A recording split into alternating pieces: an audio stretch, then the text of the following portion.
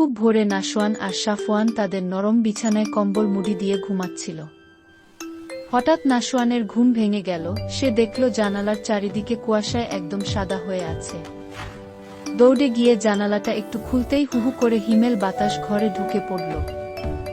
আকাশ থেকে তুলোর মতো নরম স্নো পড়ছে। সে দেখো সাফওয়ানকে বাইরে জাগিয়ে অনেক তুলল। স্নো। বলল, লেটস গো। সাফওয়ান তাড়াতাড়ি ওঠো, দেখো বাইরে কত স্নো পড়েছে। সাফওয়ানও লাফিয়ে উঠে বসল। দুই ভাই খুব খুশি হয়ে মোটা শীতের কাপড় পরে নিল। বাইরে এসেই তারা বরফ জড়ো করে একটি বিশাল সুন্দর একটি স্নোম্যান বানালো। স্নোম্যানটির গায়ে বোতাম লাগালো আর নাকে একটি গাজর গুঁজে দিল। এরপর শুরু হলো বরফ নিয়ে ছোড়াছুড়ি। হঠাৎ করে অনেক জোরে ঠান্ডা লেগে তুষারপাত যাবে, শুরু লেটস গো হলো। হোম। নাশওয়ান বলল, সাফওয়ান চলো ভেতরে যাই, নয়তো খুব ঠান্ডা লেগে যাবে। ঘরে ফিরে তারা জানালার পাশে বসে তাদের স্নোম্যান দেখতে দেখতে দুই ভাই জানালার পাশে হেলান দিয়ে ঘুমিয়ে পড়ল।